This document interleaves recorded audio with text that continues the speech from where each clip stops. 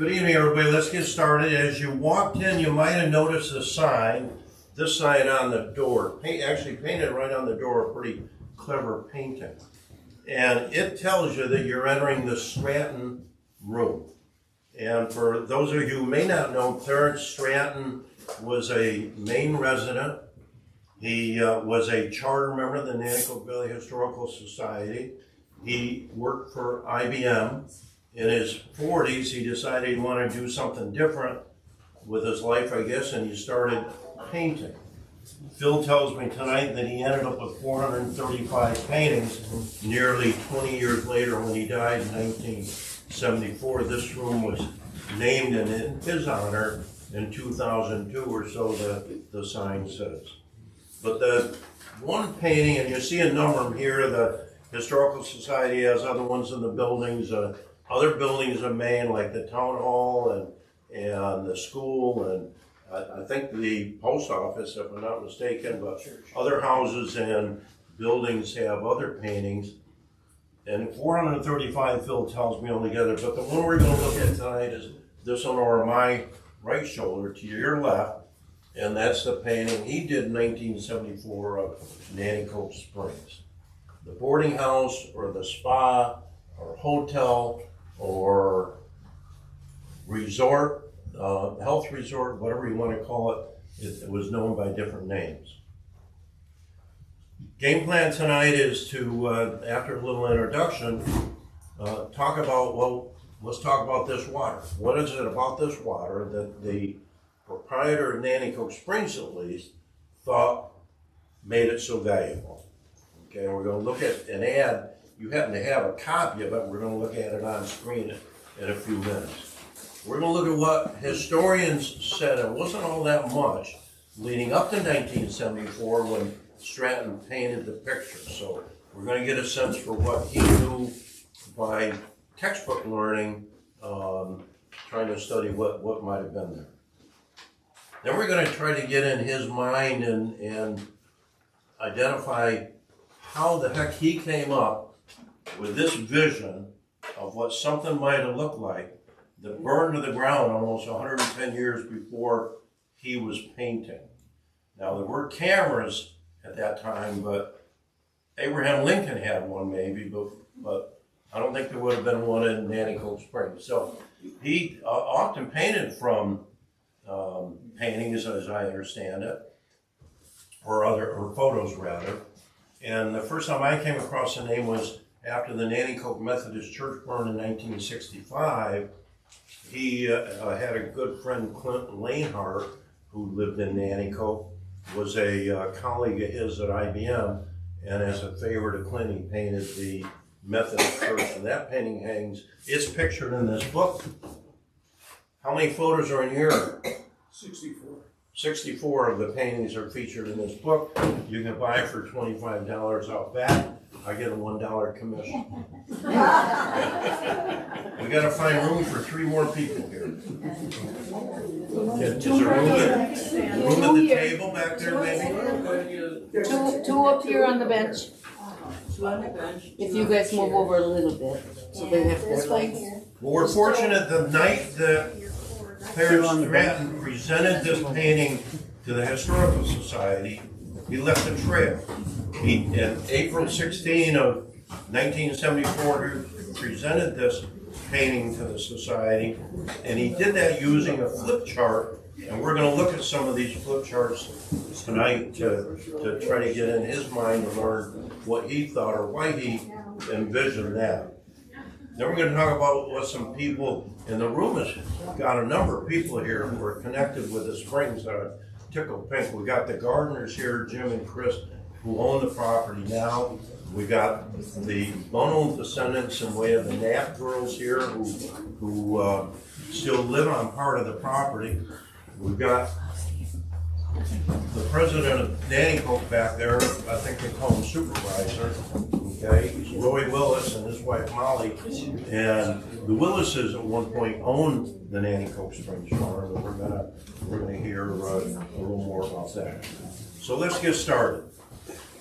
there's a lot of people in the room that I don't recognize the face of, and that means they don't know me either, so let me take just a minute and introduce myself.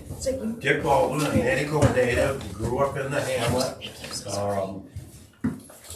When I was a kid and in college, I had no inkling whatsoever that I was gonna be interested in history. And you see at the bottom there, I'm blaming on OCD, or at least my wife does. Okay? But here we are. I grew up, in hindsight, with, here's some handouts if you want them. Hindsight with history all around me that I wasn't necessarily conscious of, but the farm was bought by a Revolutionary War soldier in 1793. His son, a major in the Mass Militia, was the one that cleared the land and moved into Nanticoke. They and the generations after him, I'm the sixth generation to own land, part of that farm in Nanticoke. And each of those generations had some impact on the family and on the community as well. But none of them more so than my father. I got written here, visits with father, notes and chapters. Beth and I, Beth, if you'd wave to this lovely crowd. Married in 1973. She's a city girl. She didn't know how to spell Nanticoke, but she does now, and she drinks sulfur water now too. But she grew up just outside New York City in Rockland County in a place called Nanticoke, 18 miles from the George Washington Bridge. So we get married, and I thought, what am I gonna do in Rockland County when we'll go visit her folks? And I had to think of something.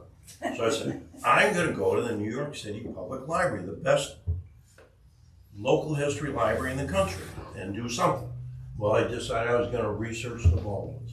And that was a very conscious decision because somehow I had this sense that I would always, at some point, do Baldwin genealogy. And at that point, my father was approaching 70, he was retired, and I thought, what a shame it would be if 20 years later I did all that and I couldn't share that with him. So, sure enough, every time we went to visit the Bowlanders, I'd go into New York City and learn something about the Baldwins. They had this one book in particular, but also then that grew into other local history stuff that was available down there. That, of course, was before the time of internet and ready access to books that you have online nowadays. But I came back, and each visit I would share what I learned with my father, and that's when the OCD kicked in, and next thing you knew, I was writing down pretty much everything he said. Now, he lived 90 years, first of all, on a street named after him. That's what the street sign is here, Henry on Baldwin Street. And lived through quite a bit. At that point, it was darn near half of the town's history by the time he was 90, okay? And never researched history and family history himself, but always was interested. Had a number of resources around the house, books and whatnot, that got me started. So I started coming back and not only taking notes of everything he said, but the 5 or 6 or 7 or 8 times a year that we come back to visit. First that was from the Finger Lakes, and now more recently Massachusetts. We live in Massachusetts. And here's Gary Hinman. Come on in here, Gary. Find a place right up front here. We're gonna hear the name Marge Hinman. Some of you know Marge. This is Marge's son Gary. He's a pastor of the Nanticoke Methodist Church. The Baptist Church.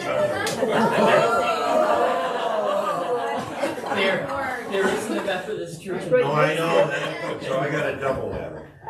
Anyway, so I call myself a longtime student of Nanticoke history, and it's, while I was officially named Nanticoke historian just this last year, for years, if somebody was looking for family or local history in Nanticoke, very often they would find me in Massachusetts. So let's get started. Where are the springs? The springs are, I don't know if I can point this or not, about 5 miles north of us on this very road right out here, Nanticoke Road. When you travel up, am I going to see that? That doesn't project on the TV, does it? No. Yeah. It's green, right? On a real dark one it might, but as you travel up Nanticoke Road, come through Corson Town, or what at one point was Gates Settlement, by the old Cyrus Gates house, now on Old Nanticoke Road. Just about half a mile further up is the town line. Immediately above the town line and to the left is a road that once was Spring Road, later Willis Road, and now Page Road. Page Road because the Pages lived at the end of it on the Springs farm at the time they officially named the roads. My understanding is that happened when 911 came in.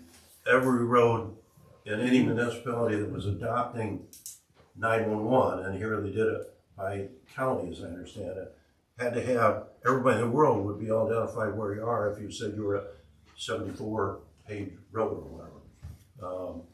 So the Springs are right at the town line. Page Road goes off the left. Today it's only a dead-end road.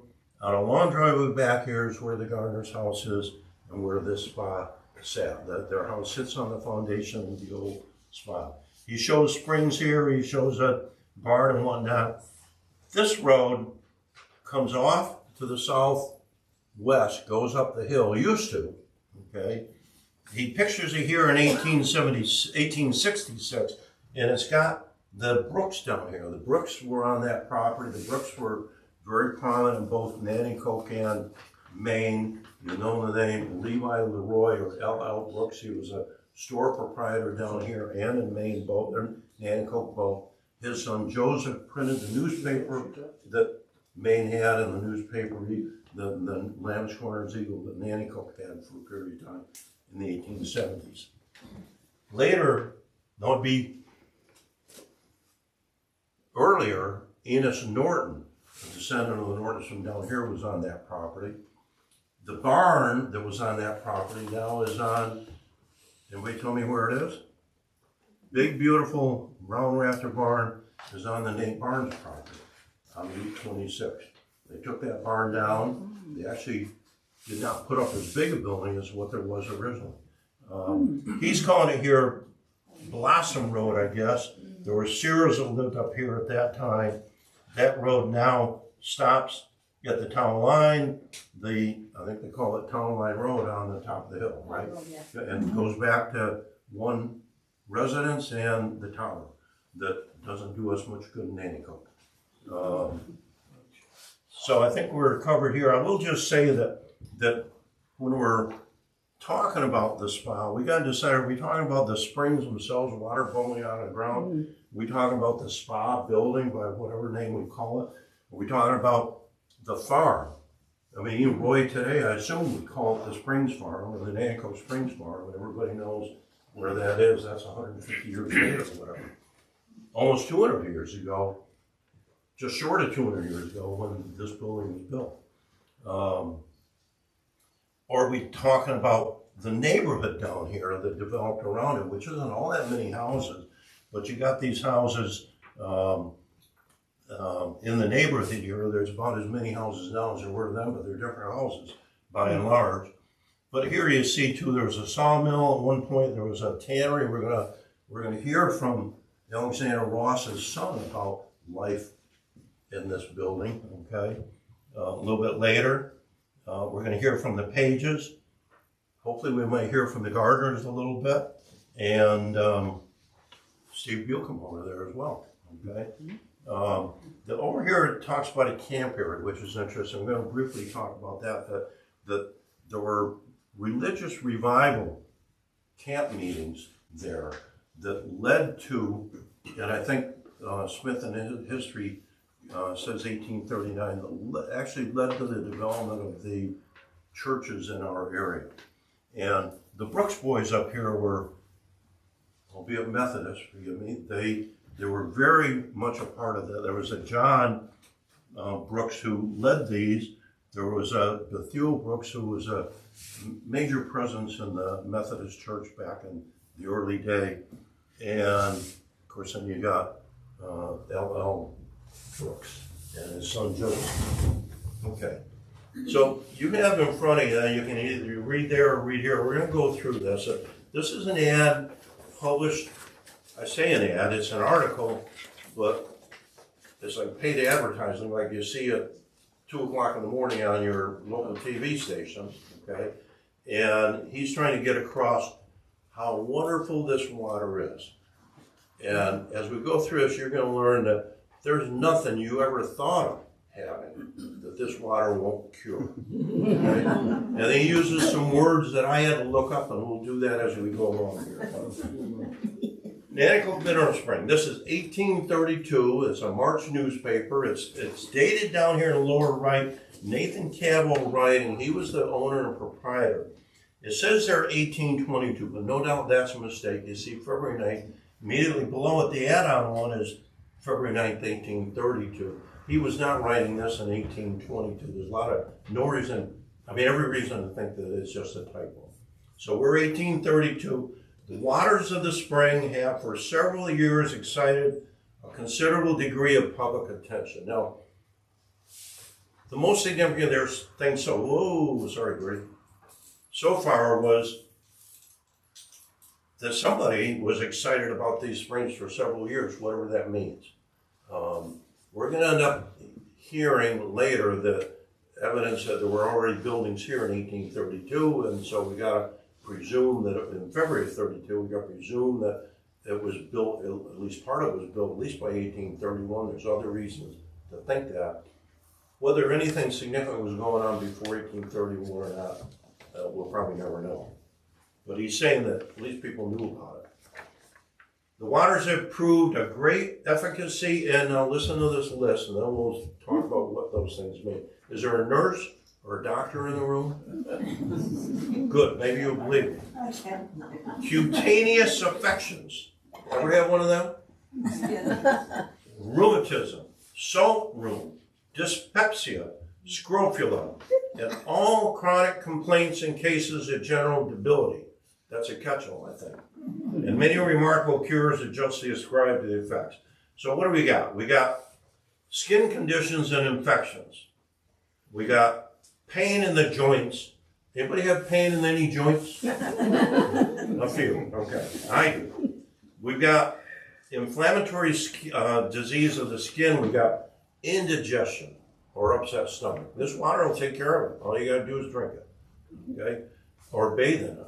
And by the way, I'll mention now that Beth has said that if anybody wants to taste sulfur water or come for a bath, we're 51 Cherry Valley Hill Road. Just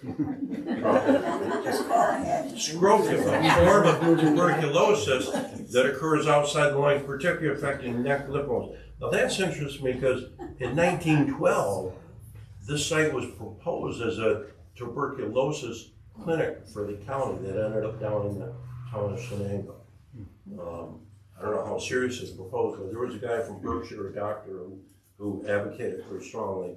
I'm not showing that tonight, but interestingly enough, it said something like, it's in the middle of nowhere, and there's nobody around, so nobody will complain about it. I probably should have included that. Chronic complaints and cases of general debility. I think that's all other things. The waters are remarkably cold and clear. I should tell you that Terry Dean over here, who runs the All for Love of History Whitney Point group, okay, I don't know if he likes claiming that or not, but he does, okay, and does a wonderful job.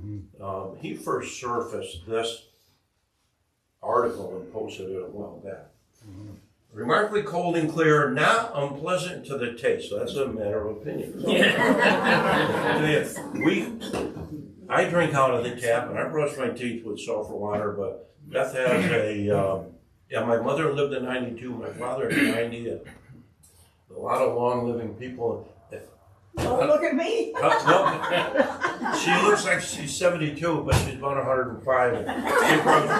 She drinks Nanticoke Be careful, water she too. knows where you live. So this will even lower your blood pressure and get rid of fluid, okay? And if you're not hungry, it'll take care of that too. Proprietor's been at great expense. Now, it's the proprietor who's writing about the proprietor, third person, but I think he took a marketing class in school or something. Has been at great expense fitting up accommodations, will make additions to present buildings. So we're writing in the February of 32, we already know that there were existing buildings, whatever they were. And we're gonna learn in a minute, part of that was where the post office was, and presumably Nathan Cadwell's house, okay? But he's already in 32 adding on to something, so at the latest 1831, there was something going on there, okay? He's adding to it. You know what he's adding? He's gonna let you take a, I can't tell you yet. Okay, a hot bath if you want. You can take a cold shower right now in sulfur water, but he's gonna ring it. I don't know just how he did that. But we're gonna have a hot bath if you'd rather that. The health retreat's situated near Nanticoke Creek. What do you call the creek that flows right by your house, Mr. Garson? Panther Creek. Panther Creek. Well, he's gonna call it Painter Lick. He calls it a couple things, okay, but Panther Creek, okay. 12 miles from, but you're a quarter mile from the Nanticoke Creek or whatever. And 12 miles from Binghamton. Binghamton at the time had about 1,200 people. Nanticoke, the area encompassing Nanticoke, didn't have all that many. Convenient carriage going to be coming out of Binghamton 3 times a week. Now we know about the carriage because that would have been the mail route. And so every like, I think it's every 4 years, they would pick mail routes and somebody would bid on them and somebody would lay out some money for the right to have the mail route, but along with that came the stagecoach route. We're gonna see later the route through Nanticoke came from Ketchum, North Valley, Ketchumville on to Woody Point, but at this time it was coming from Binghamton up to Nanticoke Springs and then up. Proprietors associated himself with a Mr. Norman B. Smith. Now I looked pretty hard to learn something about Norman B. Smith, and I didn't go back yesterday or today to find my notes, and I don't think I brought them with me.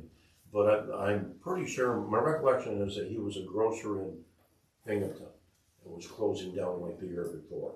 But I never did learn who T. Robinson at the bottom was, and if they had full disclosure at time, that may say Nathan Cadwell too, I don't know. The public may rest assured that no pains will be spared to render the establishment in all respects worthy of patronage. Signed 1822, but I'm telling you that really is 1832. And mind you, it's in a newspaper in March of 32. So then we'll add on to the bottom. Here's like, and if you weren't convinced, we're going to have a testimony here. Just like in the Baptist church, okay? We're gonna have subscriber having become acquainted with the waters and experience their beneficial effect does not hesitate to recommend a trial of their quality to such as may be laboring under chronic diseases and general debility. And again, the same day, 1832.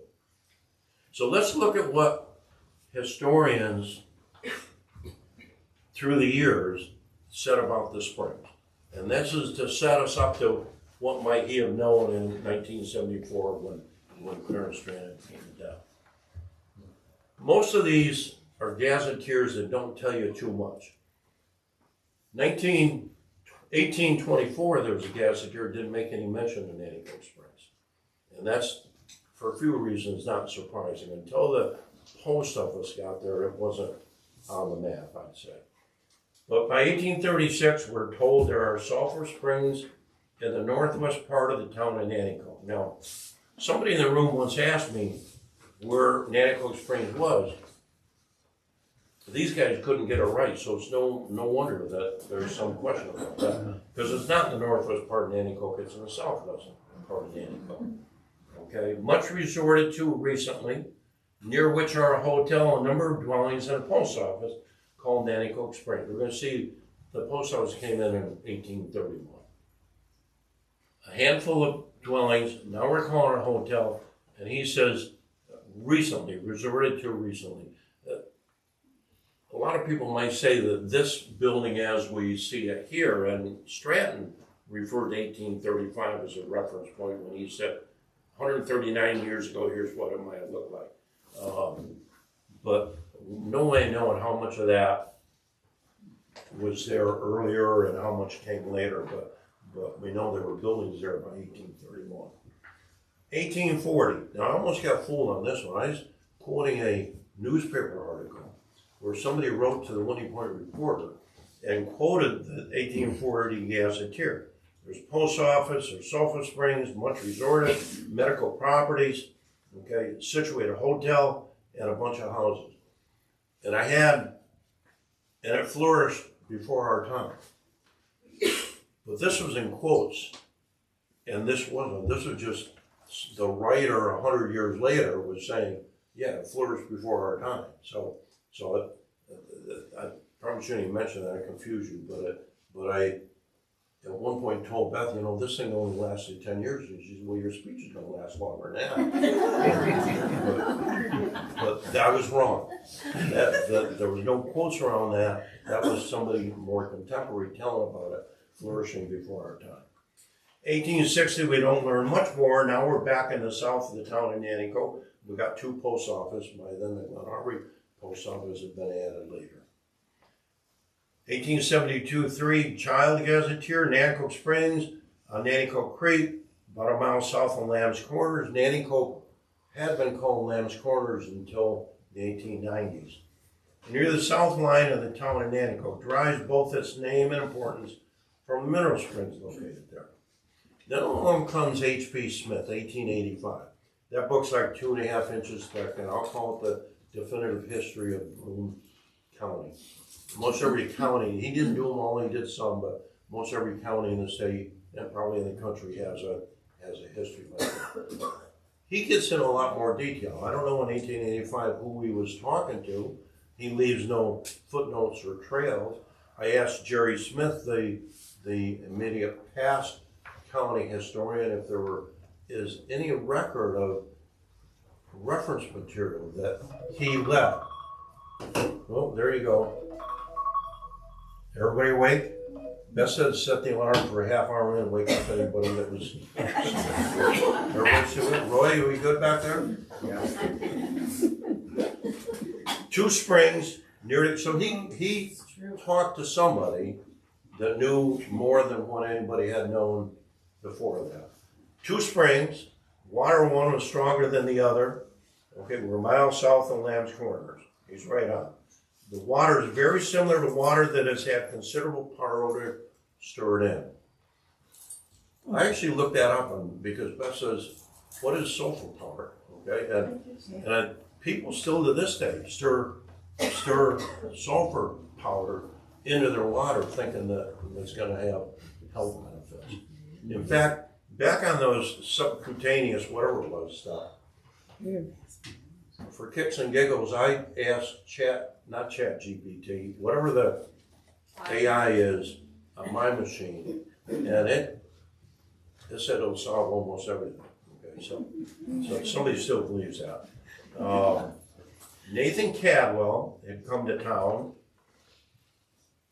If I forget later, ask me, but what became of him? Okay, owned him early, built a boarding house. So we called it a hotel, we called it a spa, we called it a health resort. So far now it's a boarding house, held 50 to 60 people. Now that's often repeated, so I think we're probably, we got. Look, come right down, sit right down front here. These are the services from the south. In fact, it was Clint Linhart who got Stratton to paint the church, the Methodist church, one time Methodist church, in not Baptist, in the area. Now I'll share with you that the Baldwins were all Baptist until my grandfather married a Methodist girl. And they've all been Methodist since. It's like I used to loan money to farmers, and the proverbial farm next door doesn't come for sale very often, so you buy it when it comes for sale, or you don't get it for 2 or 3 generations. We're now into like 3 generations, although the last generation has gone back to be Baptist. So. Nathan Cadwell owned them quite early, built a boarding house, 50, 60 people. It burned down about 1835. Now, I like H.P. Smith as a historian. He's not afraid to use the word about. Most everybody since then said burned in 1865, okay, including our recent county historian and town historian and a bunch of other people that once you see a day like that, they lash on it. But he was smart enough to say he didn't know what it was, but it was at least that long ago, okay? He's writing in 1885, so 50 years ago was 1835. I'm sorry, not when it burned, but when it was built. Persons came from New York, different parts of the country, and I thought about that, and I said, well, Union Center would be a part of the country, right? I mean, I don't know where they came from, but at least somebody knew they came from New York and picked up on the stage coming north. They drank it, and they bathed in it, and they were quite noted. And then he goes through the list here of who owned the property afterwards. And it was in Balch's time that it burned somewhere around 1865 or a little bit before. So it's been here for about 30 years, maybe 34, 35 years. And near as I know, functioning most of that time, but probably slowing down. Now, this was actually a fairly early mineral spring among mineral springs. Sanitaria for Springs, for example, had one, but it was really developed by Kilmer much later. And except for the ones like Saratoga Springs and one up by Fort Plain. Anyway, those were earlier ones. There were some, the whole world existed there before it did here. Since the event, the springs have lost their popularity. A number of years, a stage was run from Binghamton, run by Henry Ketchum. You can't see it all here, but this is Ketchumville behind us, and his or somebody's name lands there, but he was proprietor here in Maine as well. Probabilities are the springs are as valuable as any in the country of their character. So that's what Smith tells us, and we're going to hear from Stratton that he accepted a lot of what Smith said and ran with that. So we got two more. We got Lawyer coming out in 1900, basically repeating what we already know, and adds a little human interest that people flock to a watering hole. Now, I don't think that means drinking. I've been drinking sulfur water, but not something more than that. Enterprise on the part of Mr. Buchanan led to a hamlet settlement. A camping ground was soon afterwards established. We learned that that was where the religious camp meetings were that were really important in the area. Of course, the time lost its prestige and downhill it went. The boarding house passed through several owners, finally was burned about 1865. About 1860, the post office was removed from the Springs to Lamb's Corners, now Nanticoke. And we lost the settlement in Nanticoke Springs. Now, this I've had a lot of debates with myself. I just bought at a tag sale a CD of Alan Alda, and the title is something like Things I Learned While Talking to Myself or something. and I can do that sometimes. I talk to myself sometimes, okay? I sat here in front of this picture 25 years ago. I said, how could he possibly have known what that looked like? There's a story there too, but same thing here, that the county map of 1855 shows Nanticoke Springs Post Office in Lamb's Corners. After Cadwell gave up the postmastership in 1843, all the other postmasters had a Lamb's Corners connection, although some also had an Nanticoke Springs connection. So I would have guessed that for a long time, the Nanticoke Springs Post Office, with that moniker, was up in Nanticoke rather than down here. And the map puts it there in 1855. I don't know how they could make that mistake. Now, I'll share with you that I don't know how to date old furniture, but the cabinet in the room you came back there, the letter cabinet, is from the Nanticoke and previously Lamb's Corners Post Office. The Rileys gave that to the museum years ago. Whether that predates the Lamb's Corners Post Office and originated down here, I don't know, but that could very well be. Somebody with a better eye than I should look at that. Seward came along and he didn't say too much more. Considered helpful, and a place gained considerable notoriety as a health resort. Boarding house put up by Nathan Cattle was destroyed by fire about 65. that was practically the end of the once popular resort. So that gets us to 1974 in Clarence Stratton. And again, he died 2 months after painting this picture. And Carla Solomon, Carla, will you stand up? This is Clarence's daughter here, okay? Howdy. And years ago, while I was standing here saying, Carla, how did he know what to paint? I asked her to look for files and folders and stuff, and she didn't find anything. And then along comes Sue Liskin. She becomes my next best friend. I say, Sue, how did he know what it was? And she couldn't find anything. Well, we finally found some stuff. The back of this actually has an envelope that's supposed to have a letter in it from Kay Greenman, the town historian at the time. And it's still not in there, Kay, but it should be. She's got a copy of it upstairs. We looked for it forever, and she finally found it in 2023, I think.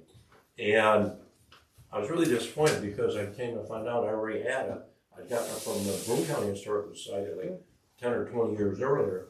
And it didn't say too much. It was mostly about post office. And I'd researched post offices in fact, I got started researching this when I was researching the post offices of Nanticoke at the National Archives office. Anyways, so let's go to 1974. This is, I have no reason to think he painted anything in the last month of his life, so this presumably is the last painting that he did. And he presented this April 16, 1974. You're looking at his slides. Not all of his slides are in here, just didn't have the time to be able to do that. But let's look at some. So he starts out, and that's his handwriting. And we're going to see what he used for a word processor, okay, which is a little different than what. I could change the spelling here. Well, he had to cut out a piece of paper and use masking tape to cover up his mistakes, and he made more than a few. And I give credit down here to my brother Charlie, who couldn't be here tonight, and I took pictures of these one time. Then I got home and transcribed it all, and realized I didn't have them all. Or that one of Clarence Stratton's typo fixes was covering up something, and I couldn't see what it was saying. So then I came back years later and took pictures again. And Carla and Sue Lisk. Sue, where are you? Sue's the town historian here from Maine, and either the curator or the archivist for the museum. I'm going to say curator. No, I used to be, for 22 years I was a curator. Now I'm the archivist. 'Cause I gotta look those two things up I sometime. think that's more important. So now he obviously had, your dad had a sense of humor. He's saying from the editor, thank you to Mr. and Mrs. Richard Page for letting us come out and snoop around to make this documentary. And then he says, also by the efforts of these members of the Historical Society who gave their time, information, photography, etc. for this historical. Now, you look at the list here, and you'll recognize most of these names. Missing from this name is one that was on a slide that I took. I didn't know Gary Hinman was going to be here. Marge Hinman's listed. She's the only one that was not a member. And this was one that he covered up that other one, okay, and came down to just the people that were members of the Historical Society that helped. Marge, we don't think she was ever, somebody would know this, but I doubt very much that she was ever a member of the I Historical think she Society. was. I You think think she so? was a member. She One was of very the instrumental when it was first- formed, okay? If she was, I'm surprised he didn't list her here, okay? Because he gives her credit for, she was the one that supplied most of the information to Kay Greenman, who was in the letter that he put on the back. Mrs. Paul Gonzalez lived in the house. That was Louise Gates, okay? A lot of you know that name. Mrs. Gordon Woodard was Shirley, or Terry, I think Sue calls her. You know her best by she having been the author of the 125th anniversary Town of Maine history book. Marion Gallagher, I don't know, except Sue tells me she lived on the south side of town and had a museum in her house.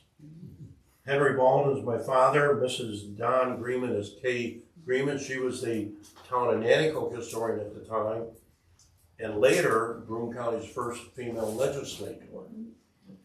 Emil Clave, if I pronounce that right, and that's not the way I pronounce it before talking to Sue, traveled with Clarence Stratton when he went out to visit these properties and took slides, and those slides are among the missing.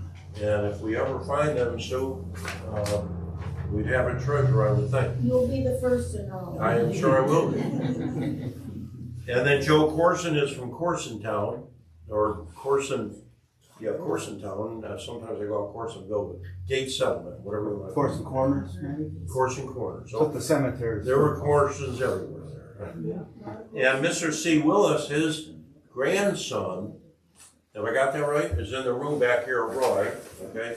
That's Clarence Willis. He would have, pretty much a contemporary of my father. He would have lived on the farm as a boy. I don't know just how old. If I'm not mistaken, the Willises bought the Nanticoke Springs farm in 1918, and he would have been a big part of this discussion, I'm sure, because he shared, for example, that the brick lined pool out front was buried by the Willises when they bought the property.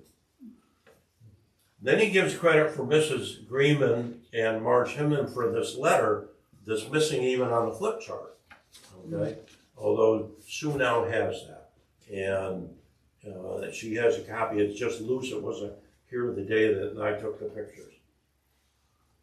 Now, her Kay Greenman's letter, again, it was disappointing to me trying to figure out how he figured out what to paint. It's valuable in terms of knowing some history that captures, Marge captured a lot of the stuff that was in the previous histories and whatnot. And some of you will know Marge, that she wrote, I don't know how many, maybe 18 or 20. 11. How many? 11. See, I don't exaggerate too much. 11 books, but a major researcher, and she and Bob Fluke, another Nanticoke boy, who ended up being county historian and county clerk, revived what really was a dead historical society. The Broome County Historical Society made it what it is today. But a tremendous, but she gave a lot of information to Kay, historical perspective, and somebody else, I don't remember the name, gave a lot of post office information to her.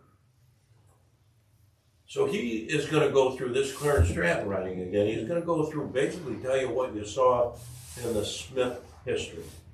Situated about a mile from Lamb's Corners, consists of two springs near each other. Water one's a little stronger than the other. Nathan Cadwell owned them early. Settlement and built a boarding house, 50 or 60 people. The home was built around 1835. Notice he puts a footnote or a superscript, 1831. I'm guessing that when he learned the post office was created in 1831, he was second guessing himself on when it was created. And then he puts a superscript on how to spell Cadwell, which is interesting.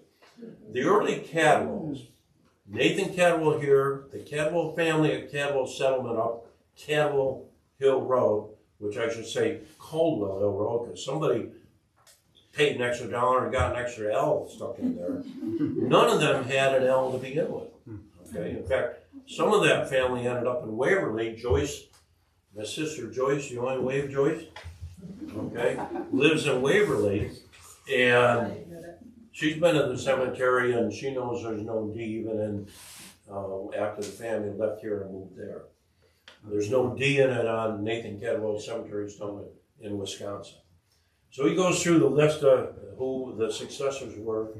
Then he tells when Balch owned it, the place burned down. Now, Balch was an enterprising guy. He was one of our supervisors. He had the sawmill in the Nanticoke Springs area. But he also, at one point in the 60s, I think it was, and I don't have a slide of this, Broome County Historical Society has a certificate. He created, I think it was called the Nanticoke Springs Petroleum and Mining Company, and raised money. Now, what, pray tell, he was going to do with that, I don't know, but it was about the time that, he would have been reading about Rockefeller getting rich and stuff, but everybody finding oil, and so he thought, well, let's try to take advantage of that. They're saying, again, people came from everywhere. They drank and bathed in it. A number of years, the stage came to accommodate people. Henry Ketchum ran it. Now we got a camp meeting. This is Stratton again telling us that in 1839, and we didn't see that date in Smith, so I'm not quite sure where he got that, but I researched this when I was writing histories of the two churches in Nanticoke, the Baptist and one-time Methodist church, okay? And there was quite a bit said about this, and the Brooks boys being a principal part of that and whatnot. Post office was established in 1831, but here it's saying 1860 it was removed from Nanticoke Springs to Lamb's Corners. And again, there's confusion in the craft, brothers and sisters, that it shows up on the map in 1855. And I swear, even the guy that owned our house in Nanticoke was a postmaster up there, and I'm sure the post office was in our house at one point. And I suspect it might have gone back and forth. I don't know. You didn't necessarily get Washington in the 1860s, especially during or the 1850s, to change names and officially relocate post offices just on a whim. And he kind of cute. He says, "You people here this evening have just heard and read the basic story and account, the historic part of Nanticoke Springs," and he credits history of Broome County, which is Smith. "To date, I've found no better account and nothing more complete than Smith." So now we're looking at the stagecoach. And in his presentation, he actually had Louise Gonzalez tell about the stagecoach. And she could tell because her grandfather, I guess it was, used to tell her about the stagecoach going through. Later, we're going to hear a couple of quotes from her on that. But get the orientation. You're heading north this way. You're going from Nanticoke, Bowers Corners, Nanticoke Springs, and Lamb's Corners. I don't know why he went to North Valley to get to Binghamton, but think of it going down this way. And I don't know why he went to Shenango Bridge to get to Whitney Point. That obviously comes up this way. But he's telling you here that this solid line in 1829 was the route from Binghamton to Nanticoke Springs, come across Page Road, which obviously was Spring Road at that time. This was like a triangle. Came back up to Roy's farm area. And so it just came up here. It was almost an extension of this Norton Road. And then came up to Lamb's Corners, then went to Ketchumville over North Valley. Later, he's saying this dotted line, it went from Binghamton to Whitney Point, following presumably Route 26, instead of that way up that way. I know in later years, I've got actually a photo I paid $75 for, of a stage coming from North Valley through Ketchumville to Lamb's Corners going to Whitney Point.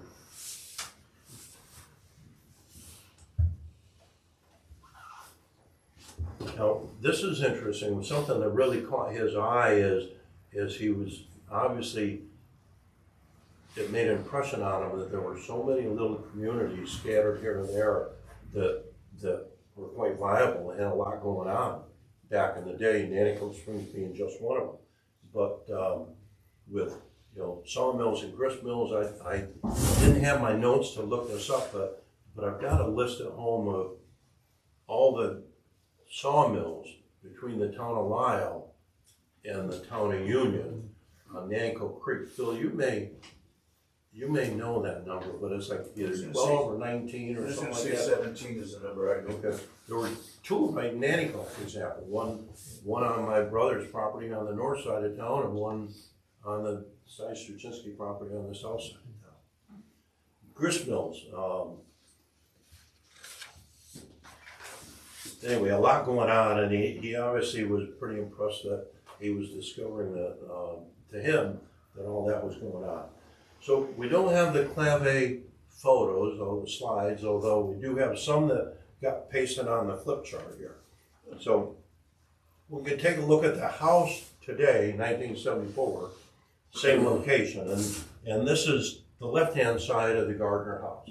The Garners have added a real nice addition on the north and northwest side, that probably doubles the square footage on the first floor anyways.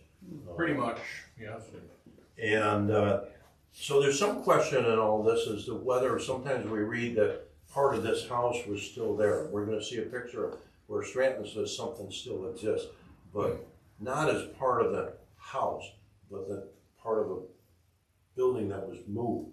And we'll talk about that. But near as we know, the Garners don't think any of this was original. The foundation, yes, but not the building itself. Okay. Now, these slides didn't show you too much. We got a bunch of concrete covering up one well here, up here, one spring, and we got some steps. I don't know what those steps are trying to tell us. They look familiar? They're in the back. They're in the back. Well, they were going And somewhere. they're still there. They were going someplace. Okay. They were going in the tubs. Now here you say he called it painter lick, and you see all these marks here, that's the tape. Somewhere in this flip chart upstairs is a sheet of paper that big that no longer says painter lick, but says Panther Creek. Okay, so somewhere along the line he learned that it wasn't painter lick, but Panther Creek. Painter was a colloquial word for panther, and it was spelled Oh, really? P-A-Y-N-T-E-R. Oh, look at that, and it's a lick. Mhm. Now this stream or brook, whatever you want to call it, is a tributary to the Nanticoke Creek at Nanticoke Springs, and it comes from, Greenwood Park. yeah, Greenwood Park basically, okay? It was, there's some high elevation around Greenwood Park, it's up like 14, 50 feet, and that's where this water would be coming from. Oh, so there's a picture of the bridge that went across and went back up. I assume that went back up to the Willis or something. But again, it'd be wonderful if we could find the slide. So we gotta find a descendant of the Claveses. Okay, then we might find something. So now we get into the fun part. And he says, let's look at the painting and let's reconstruct what we may have seen 139 years ago. It would be 1835, 139 years before 74. Keeping in mind, now he's saying, don't think I'm crazy. Keep in mind that I've studied this, okay? And everything in the painting stems from study, observations of foundations, and landmarks that dot the area that we're observing this evening. So now we're starting to learn, how did he know what he should be painting? I still stand here and wonder, how did he know? But he's going to tell us. He thinks the building is 100 feet long, and he used a tape measure to measure some parts of foundation. Okay? We got a head shaking no up here, but we'll have to figure that out. Including springs. 2 stories high, a line of dormers facing the front. I don't know where that comes from. The spring next to the creek open for drinking, about 30 rooms for sleeping, most of the quarters on the top floor, width 25 to 30 feet. And on the first floor, we got a big kitchen, we got a ballroom, we got a dining room, we got bathrooms out back, of course. We got an open wing, which exists today. When he says exists today, that means it's part of the building that was moved to someplace else on the property, but no longer is there. Fountain on the green, water pool made of brick, and the spring up back on the hill. Okay, so this is precious. Here's the layout that he drew. Okay, and you can compare that, if you can see it, back over here. The part he called where the gable over here was, he called it the post office. He wouldn't know where that was, but I think chances are that house dated from before 1831. Nathan Cadwell lived in it. He became the postmaster. Now, why 1831? There was a Nanticoke post office down by the Susquehanna River in a place called Nanticoke, in a township, not a town, but a township called Nanticoke. And that was a real early post office, 1807 or 8, I think it was. And eventually that got closed and this one came up in the Nanticoke. At this point, we're going to see Nanticoke didn't exist yet, or maybe we already saw that, until 1831. they were already calling the Nanticoke Springs area before that. When they bring the post office in here, I suspect it probably was in his house. That's where they would have been back in the day in large part. So then he's building this, and he's saying 100 feet, almost all the way back over to, I mean, 20, 40, 68, I don't know if that's 100 there or not, but then over here he's got, in an open area, he's got a fountain here, a pump, water pump, where you can drink all you want of sulfur water. He's got a fountain here that's coming from the no sulfur spring that's up here. The sulfur spring is over here. Painter Lick is over there. That's interesting. I gotta look that up. He's got a couple outbuildings here that the gardeners say there was a building that they thought was probably a blacksmith shop. Yes. Lewis Willis was a blacksmith his entire life, and he's one that bought the property down there. The Willis that bought the property, and no doubt, you know, if that building were an old building, he would have had a blacksmith on that shop. Gary Hidman is a blacksmith here, by the way, so if you need any work done, calling things out, he can do it for you. Don't ask him to do it on a Sunday morning. Right. And this is a brick lined pool out here, 20 feet in diameter, which who would have known, but I'm sure Clarence Willis told him about it and told him that, hey, we buried that thing in. We didn't want that out there. So a loop out here, this is a road going up the hill. This road's going off the creek. You saw the bridge back up to Willis's. Page Road's going back out to Nanticoke Road. Well, that, you should have a copy of that on your wall. Okay, so now I went the wrong way. He's only guessing. The post office entrance was probably one and the same as the entrance to the place. Of course, it's pure speculation. The building that you see was built all at once or multiple or through the years. He talks about the circuit preacher coming to the campground. And again, he just mentions all these things going on in Nanticoke Springs 139 years ago. And this evening you were there also, April 1690s, 1974. So he took it back 139 years. And he says, thanks. Then he says, Amos, show us some of those slides that Sue can't find. Well, we're going to go through this one quite quickly, okay? Now, I thought this was interesting. Henry Baldwin originally first was Hennery, and somebody says, probably Carla says, Dad, that's not how you spell Henry. So he used his word processor here, okay? And you see, he got it right over there. And, you know, you had vacationer was spelled wrong, vacationers. And down here you had a black shop, and it ended up being a blacksmith shop. I thought that was kind of cute that we were left with that. Okay, so now let's quickly talk about how we doing. The alarm should go off. We just hit an hour. Okay, Judge Ross.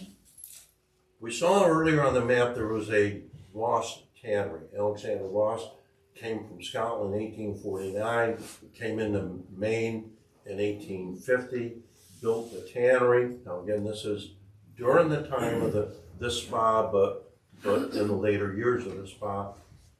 Very impressive family.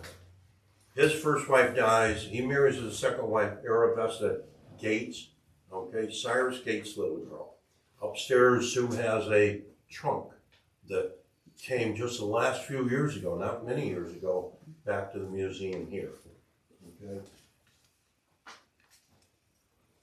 He, at 8 years old, Alexander Ross in Scotland, was sent to the factory, but he still studied nights. And his obituary tells how he had a library of hundreds of books. Okay, his son's obituary tells about how the dad would take the kids to Wigan to get the books out and bring them back. But I think his youngest son here, William Ross, became a New York State Supreme Court justice after having gone to school in Nanticoke. And nowhere else, except for homeschooling, went to Harvard and became over time a New York State Supreme Court justice out of Syracuse. But he writes in 1919, he's like approaching 70. He's like 67 or something. Well, He's born 1850, so he's 69 years old. 70 was mandatory retirement from the judgeship that time. So he's still a New York State Supreme Court justice, so he must have his wits about him.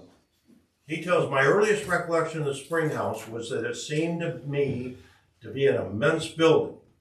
Used as a summer resort, the spring possessed some medicinal purposes, quite strong sulfur water. I can remember when parties came there and stayed during the summer. It appears that by and large a lot of people came and stayed for the summer, not just an overnight stay. They fished in the creek, and there were and the tributary, which is Painter Lick or Panther Creek or whatever. The streams were full of trout and were constant. In the early 60s, 1860s, the post office for that vicinity was located in one wing. He's born in 1850, and his recollection 69 years later was that the post office was there when he was a kid. So that's what makes me think it may have gone back and forth depending on who the postmaster was, but I don't know if we'll ever know that. I remember the time of the fire, and the building was never rebuilt. I should say that it burned about 1862, so that he would have been 12 years old. So that may be as close a date for when it burned as any. In the early 60s, the post office was located in one wing of the spring house. Remember the time of fire and building was never rebuilt. Should I say that it burned in 1862? We've done that now. The next one is kind of interesting. This guy would be on my short list of people to invite to dinner. If I could invite 5 or 10 people to dinner. Lyman Pollard was one of Maine's more famous, prominent people. He was a lumberman. He took logs down the river to Baltimore. Pollard Hill is where his farm was. His son, William C., bought the spring farm in something like 1880 or whatever. Okay? His grandson is Ray Pollard, who grew up there. But by the time he hit high school, he'd moved to Winning Point. This guy went on to be the first ag agent in Schoharie County, which would have been one of the counties, one of the state's more prominent ag counties at the time. And just a remarkable guy. He died fairly young. But he had a radio talk show in Schenectady. And he told stories of country living and farm life. And he reduced, I don't know if he read essays over the radio or if he reduced his stories to essays afterwards, but making the story short, he put them in 2 books. And he tells stories, some of which stem from his time here. He tells about the first corner store that he ever knew in Lamb's Corners and describes that letter carrier that's out in the other room. He tells about getting up early and loading the Democrat wagon and driving 7.5 miles to the Boone County Fair, okay, and telling about his day at the fair. But he tells about water. City water is a sort of standardized product, all alike, taste, content, temperature. If the drinker isn't satisfied with tap water, prefers water, he can get it in almost any manner he wants. Country water, on the other hand, is of all kinds. Hard or soft, warm or cold, sweet or brackish, clear or cloudy. There are abundant springs of mineral water and more notions than can be found with a crotch stick about their medicinal values, whether taken internally or used externally.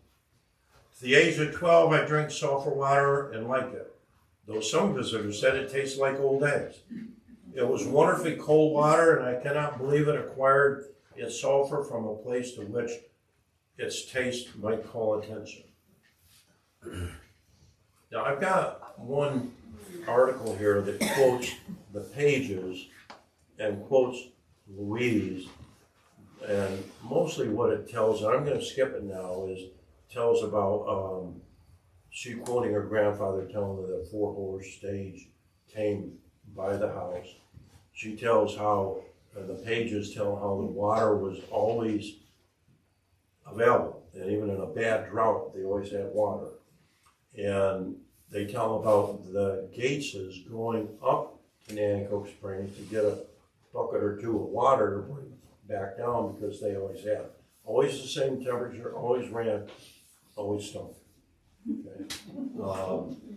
With that, let's stop, and if we have any questions, I've gone over my hour, so I'm in trouble with my wife. Okay?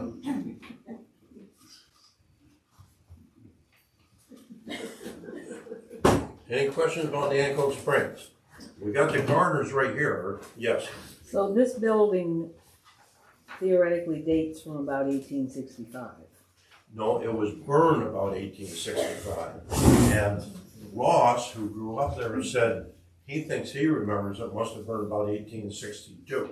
It was built somewhere in the 1831 to 35 period. Maybe all at once, maybe over addition.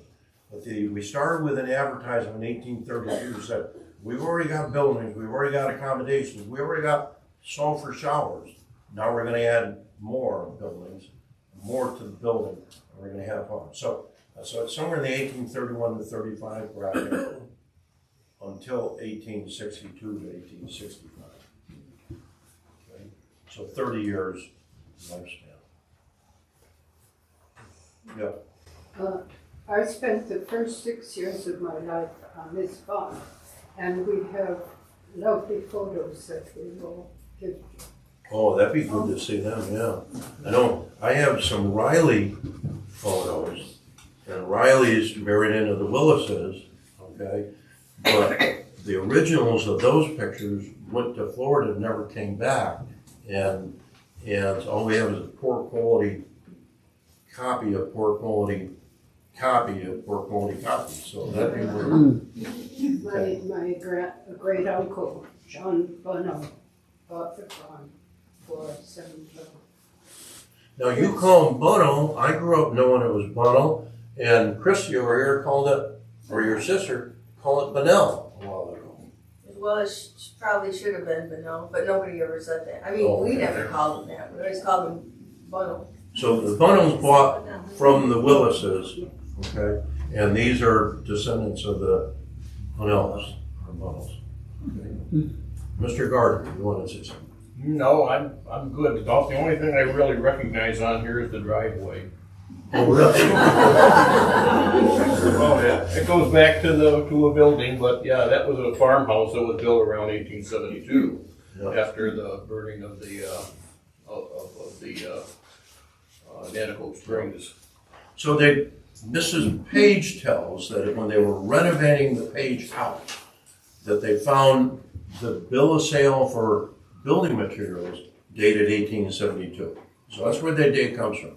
Now that's a problem date for me because William Pollard built a house on the Nanticoke Springs farm, but like 1882 or 83 or something like that. And we've got that documented in the paper, okay? I always figured that was the house you were living in, but I think not. I think that house is the hole in the ground next to Christie's house, okay? Where Pollard built, that was still part of the Spring Farm, and that's where I think, and I partly say that because I met Ray Pollard's two daughters. Went all the way from Massachusetts to Collegeville, New York to hear them talk at a historical society meeting. Got to know them real well. They were about 90 at the time, like 25 years ago. And she described the setting of the house up on the hill, on the bank, on the right, and that kind of stuff. So I'm pretty sure that's what that story is. Anybody else? You think the post office could have gone back and forth seasonal? I mean, like in the winter, they would not be busy and... I don't know. There's a guy who knows all things post offices in New York. I mean, Broome County. His name is David Williams. He's from one side of the river, either Lexington or across the river from Lexington, Kentucky. He was a city employee down there. He's got a website, David Williams. It's got like a history of postal in Broome County or something like that. And he's got all these, the stamps and the envelopes and the start dates and the end dates and all kinds of stuff. And I got information from the National Archives regional office in Pittsfield, okay, Massachusetts. But you only know what the federal government knew. And so, you know, for example, the postmistress at the time, that was Nanticoke shut down, and that letter carrier came here was Mrs. Riley. But often, you know, well, if she had a cold, somebody else went in there, right? or if somebody was pregnant and somebody else was in there for 2 months. And, you know, the federal government didn't know that. So sometimes you have names show up in the newspapers that tell somebody was a postmaster who really officially was not the postmaster.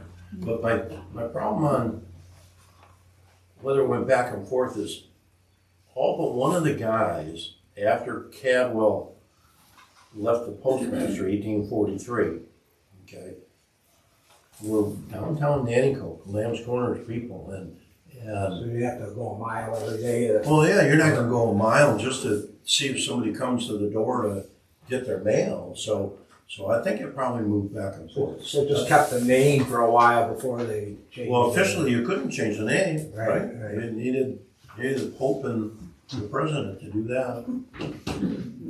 Now we got Catholics involved, sorry about that. So, before we quit, and it's way past time here, what became of Nathan Cadwell? He got Wisconsin fever, okay? And he wasn't alone. A lot of people in the area got Wisconsin fever. My great-great-grandfather wrote a letter back when he was clearing land in Nanticoke. And he told about all the people, including Livermore's, in Owego that had Wisconsin fever, okay? And they didn't have hot heads. They were moving west to Wisconsin. And he ended up in Wisconsin. But the most interesting thing I think I've ever found about him is he had a son, Lumen. One place that says he was born in Nanticoke Springs, 1836, one place, Binghamton. I don't know why Mama would have been in Binghamton in 1836. Okay, so it probably was Nanticoke Springs, although I don't know if we can prove that. Medal of Honor recipient for gallantry or whatever during the Civil War down in Louisiana. I can't imagine we have any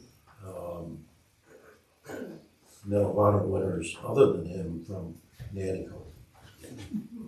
I want to mention John Leahy's here too. John, will you wave your hand? Okay.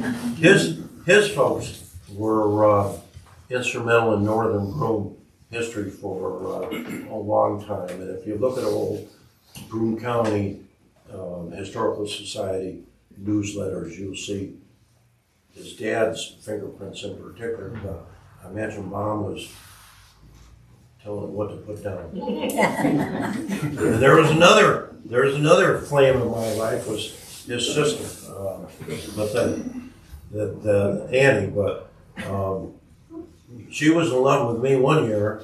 It wasn't the year I was in love with her. That was a year later. It was too late. Yes. I just want to make one comment. My grandparents moved up to Cadwell Hill Road in 1941 after they lost the farm in the Otselic Valley.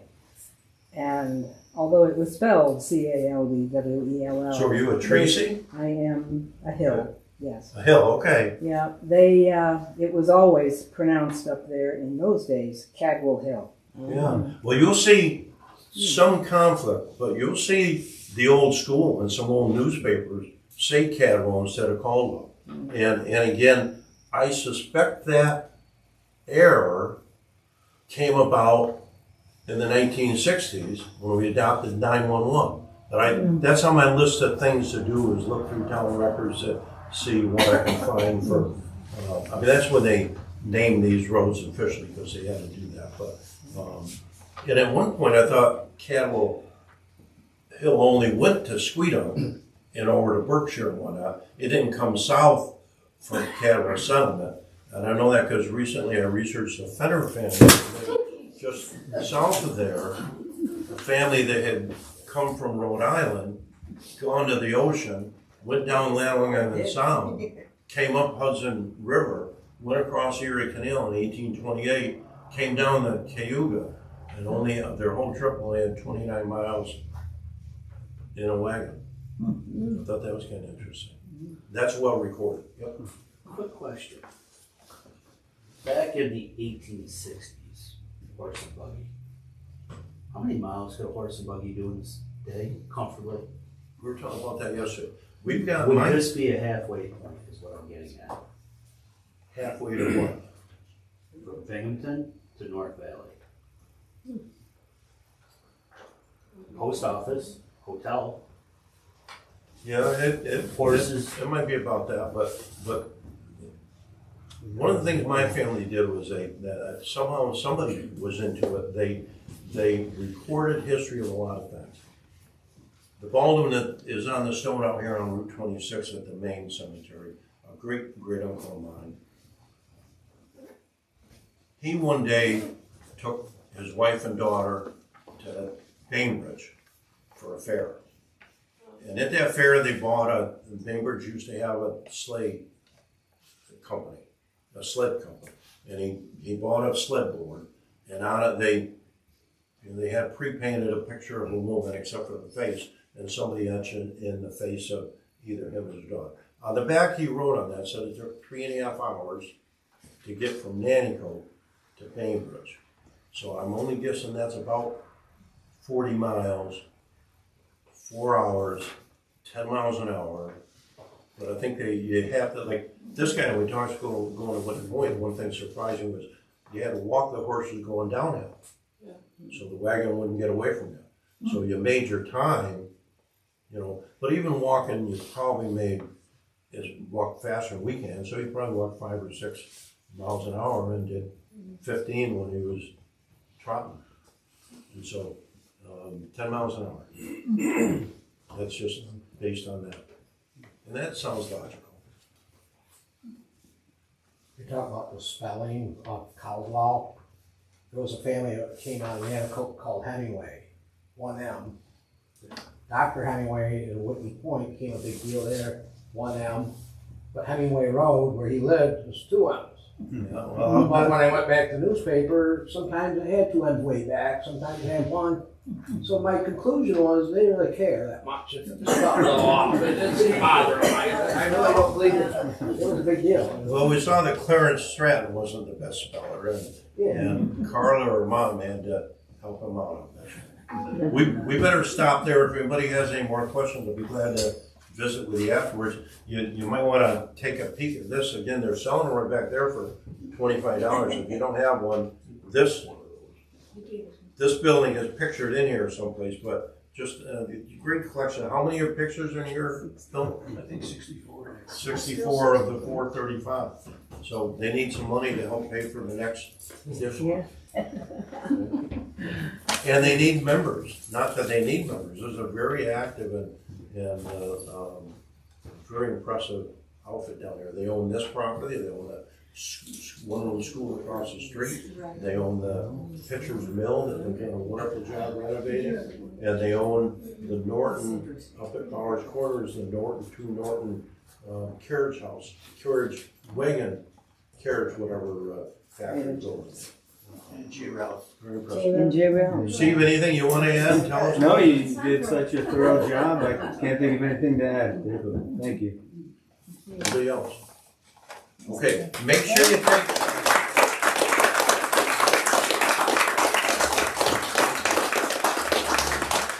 They tell me that every month people file out of here and walk right by the cookies without taking some heat. You gotta eat. You gotta eat, she says. Even if you don't eat them, take them and throw them in the wastebasket. So these ladies over here, please, thank you. There's regular and decaf coffee, ginger ale, water.